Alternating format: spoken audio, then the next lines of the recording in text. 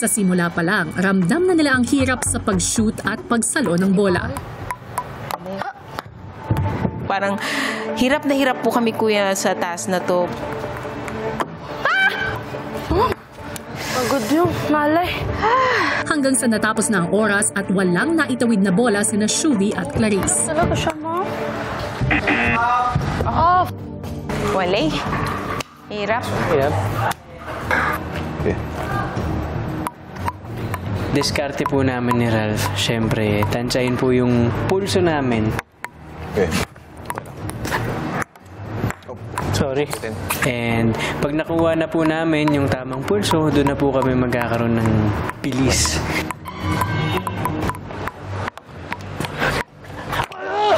Okay lang, progress bro, progress. Sa sumunod nilang subok, kita na mas nakuha na nila ang tamang pulso.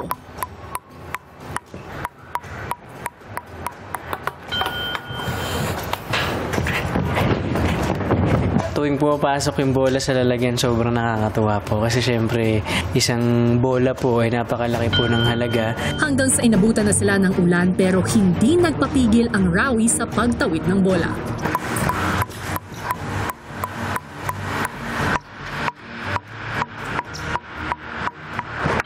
Okay.